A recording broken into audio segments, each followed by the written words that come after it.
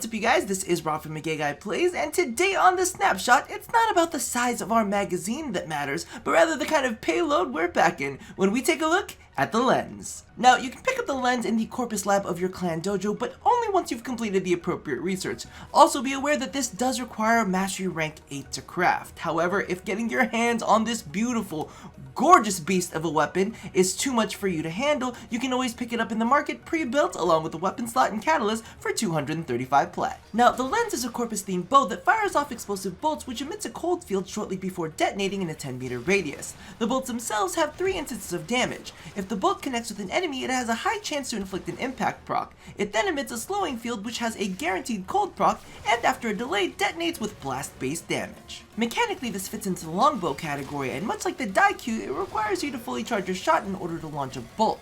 Releasing the shot before the full charge does nothing, and holding onto the charge for more than approximately 5 or 6 seconds will cause you to drop your shot. On the statistical end of the spectrum, this thing is sporting a 50% critical chance and a 2x critical multiplier. Fully modded with a max point strike and vital sense, you'll be looking at a 125% critical chance with a 4.4x critical multiplier. But of course not all things can be perfect, as it only has a 5% status chance and only 6 maximum ammo. However, to counteract that fact, this weapon does have built-in ammo mutation, allowing you to consume any form of ammo to keep this thing stocked. Now, as for the build, it's a pretty standard critical build. The only things that we have that are kind of like points of contention are the 90% elementals. Now, some people are going to want to put in the elemental status mods, and that's totally fine if you want to. 2 elemental status mods will bring you just under 20%. If you feel like putting in a third, that will bring you just under 25%.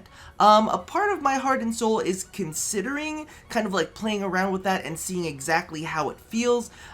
But to be honest with you, the status chance is just too low for me, and because of the fact that this is a bow and you're really only firing off 1 or 2 shots per set, and you have a really low amount of ammo, I'm kind of just banking on just full-on damage. Just if we're gonna try to shred armor, if we're gonna try to inflict armor status effects, I kind of want to do it through my Warframe or through other means rather than this weapon, because this weapon is just not gonna do it. As we know, status effects are applied really well on things with fast fire rate and at least decent status chance. We're looking at a 5%, and we're really just trying to push it as much as we possibly can. The other thing that I do want to mention right here, just because, you know, I know that some people are going to be curious, at this point in time, so today's patch, Firestorm does not currently work on this weapon, and I know, you know, some people are going to want to use it to try to make the AoE bigger.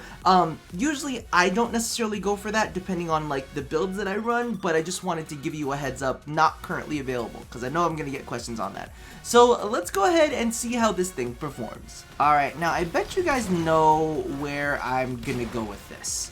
As you can tell, since it's got a really low status chance, this thing is just not going to proc enough in order to shred armor. It's just not as much damage as it does. It's gonna end up running out of ammo, especially even with a like 24% status chance. This thing is really low, and it's just gonna feel like every enemy is just gonna feel extremely bullet spongy. That's just the way that this goes. However, what, you know, I do kind of want to put out there into the universe is, you know, not every enemy out there is armored, you know? And as you can see right there, this thing deals a shit ton of damage to unarmored units or units that you have stripped down. And you know, sometimes that's what you gotta do, is you gotta get them down to their skivvies and get in there for the raw flesh action. That's what you really want to do. Because this thing is just an absolute beast when it comes to taking on those targets. So think the Infested, think the Corpus. Ooh, oh, thank God I had Warframe invincibility on there. So just in case you hadn't watched the first look video, yes, the cold field can get you, and so can the explosion field. You will be killing yourself if you are not careful with this weapon whatsoever. And it does hurt. Like, there are very few Warframes that can survive an orange crit fucking explosion. It's ridiculous. And I mean, and if you get a headshot on it, it absolutely nuts. Now, I know that there are going to be some people that are going to ask some questions about how certain elements are combined on this. I do want to put this out there that, you know, just like any other elemental weapon, you can end up combining things. You just have to remember that that element is the last element that gets combined. So for the most part, usually it's going to stand on its own. But where I find it is you can proc off of the impact, so the initial like bow impact, and that's kind of like what I mentioned was like the impact damage. The cold field, you can combo with. Now here's the interesting thing about the cold field. The cold field will always proc cold no matter what. It's the first time that I've ever seen this happen. Like, it will always proc cold. Even if it procs a different element, it'll actually proc cold and the element along with it. So I actually tried this out with Toxin, and what I ended up doing with out of ammo. What I ended up doing with the Toxin is when I applied it, you know, I just shot a whole bunch of bow shots, just waiting for it to proc because it took forever to proc because of the fact that, you know, it's not a high status weapon. But what happened is you got the cold proc, but you also got the viral proc to go along with it.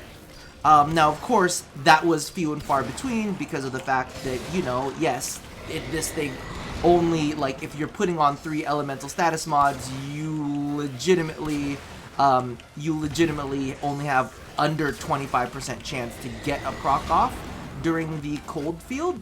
Oh, out of ammo again. Wait, let me get some ammo from here. I'll use that ammo mutation to our advantage. Oh, he's already stripped with his armor.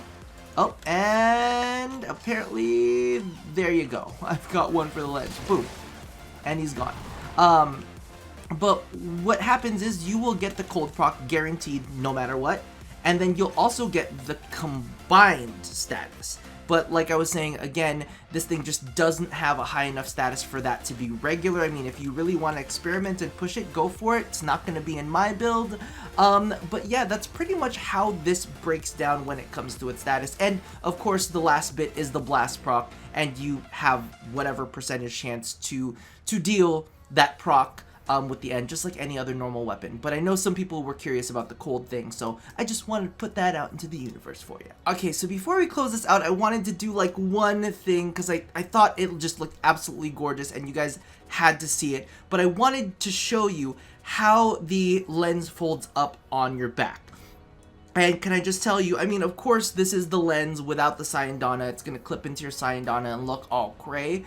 But on its own, oh my god, it just looks so fucking cool. This thing is just so ridiculously creative in terms of looks. I'm absolutely in love with its aesthetics. It's gorgeous. So all in all, the Lenz is a whole lot of fun. DE has done it again. They've just been coming out with more and more surprising weapons, and I was like in the comment section earlier and I was talking to some of the people during the first look, and one of the things that I really kind of like put out there was DE is really experimenting and playing with things that are different. This is not the standard bow by any means. Like a freaking cold field and then a delayed explosion, like that's great synergy right there, slowing your enemies and then providing that like crazy explosion afterwards.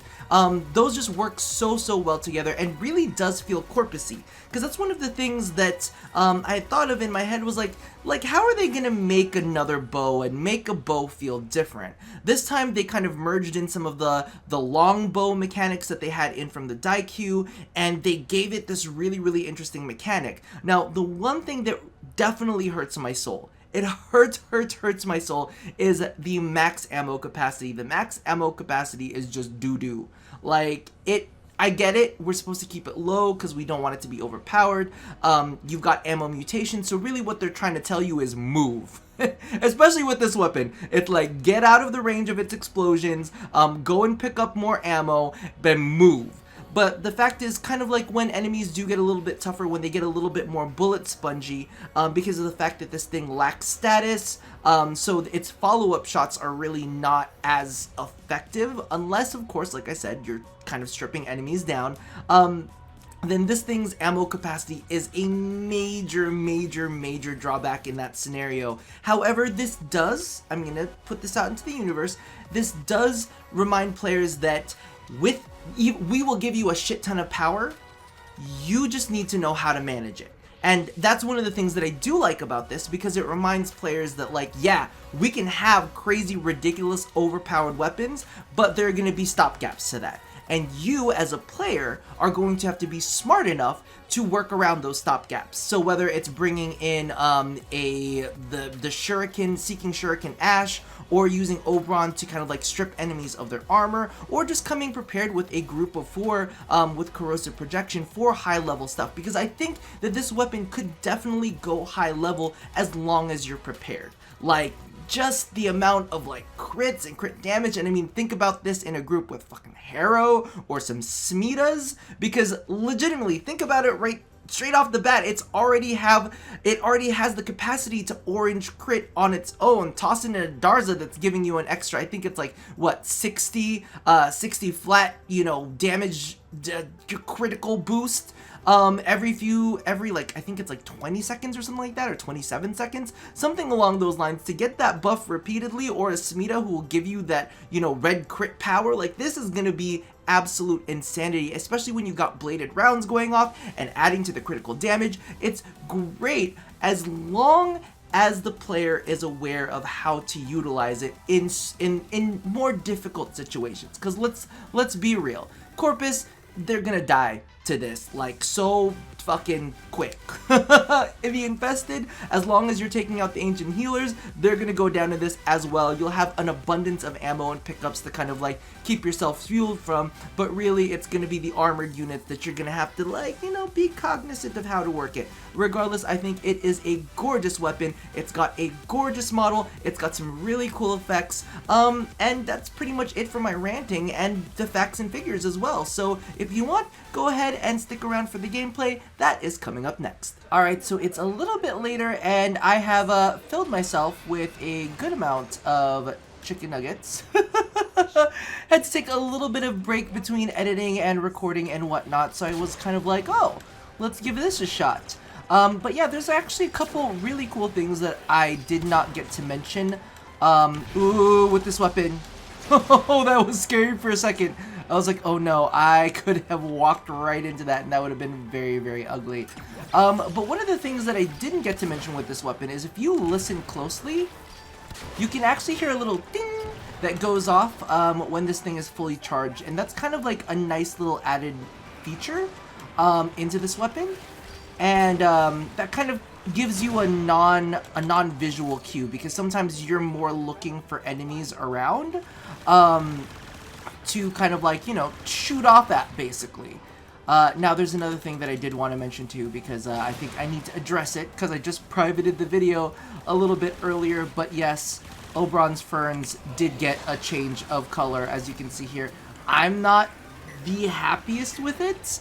It's definitely not the way that it was earlier. It doesn't feel as much like fall. It just kind of feels like dingy plants, if I'm gonna be completely honest with you, which I am very, very sad about. So I did private that video mainly because of the fact that it just does not convey the appropriate information, how quickly certain things can change in just a single patch, right? But as you can see here, this bow's actually got a decent amount of punch through. It can still kind of like travel in a line, take out multiple enemies at once, and then when it collides, when it finally hits its final collision, then we are good to go. So basically what happens is it's got physics impact, which I think a lot of, I want to almost say that people confuse for punch through, because physics impact is a little bit different, I want to say. Physics impact is basically like, if, oh, I'm okay, right? Yes, I'm okay. Basically what happens is if an enemy dies, that enemy is kind of like knocked back and that projectile continues to go through, dealing damage all the way through. I'm not sure if that's the proper term for it anymore. I know that was the term that we used in Damage 1.0. So it might be something completely different now, but I know that back in the day we called it physics impact, and this thing definitely has that. So sometimes this projectile will travel through enemies if it kills them. If it doesn't kill them, then it just kind of sticks in them, and then the explosion happens from that point on. Now, this weapon, that's perfect, yo, freaking Vauban. It's just, like, magical with the Vauban. Now, Boban isn't necessarily my favorite Warframe in the world, but he is very... Okay. One of the things that I also did want to point out is if you hit an ally with the... What is this thing called? Ooh, wait. If you hit an ally with it, it does just seem to go away. It just doesn't... There just seems to have nothing happen.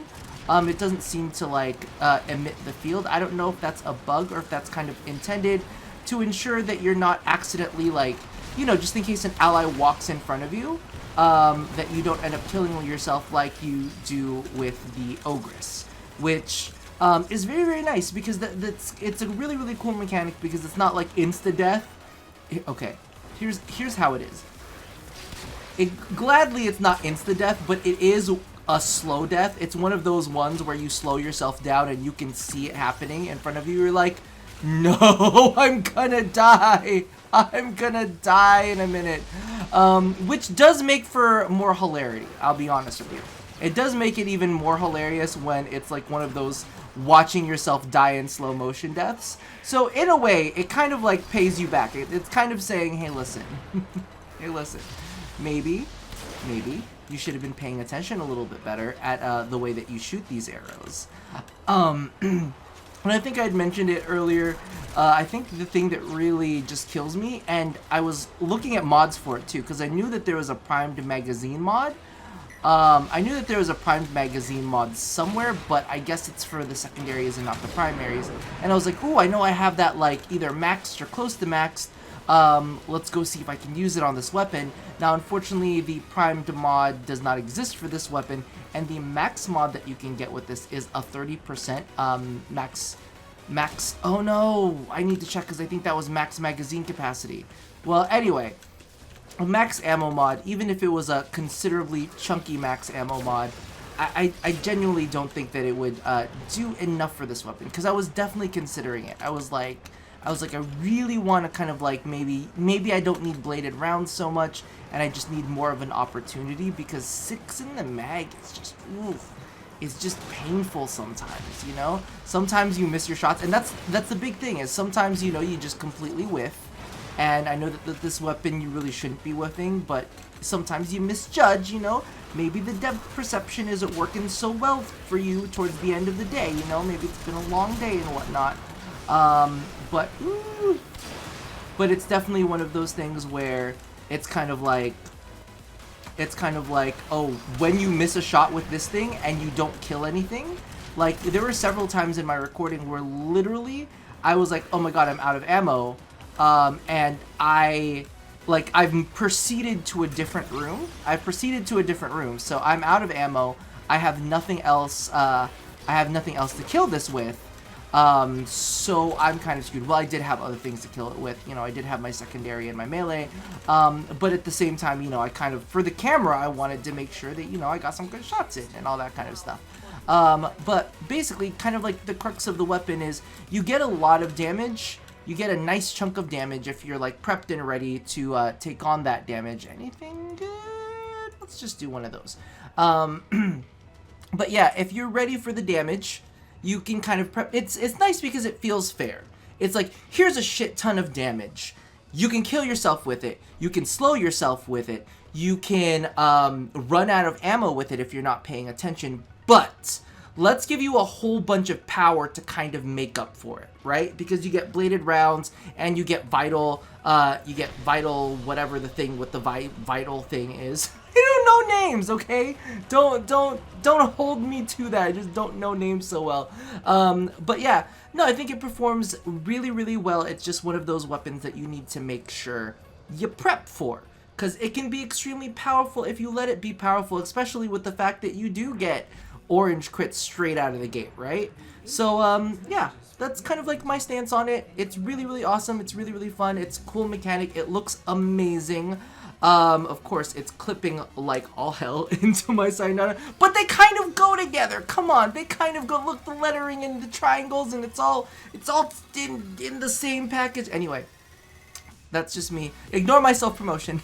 I'm gonna let you guys go. Let me know what you think about this weapon. Do you think it's a kind of like a cool, fair way to get like a big chunk of damage out because, you know, self-damage, small magazine, yet it's got like ammo mutation. It's got that slow where you can comedically kill yourself. I should probably put one of those clips in, shouldn't I? Maybe not. Anyway, I will see you guys next time, and as always, love somebody, hurt nobody, and touch your body. I'll see you next time. Bye-bye.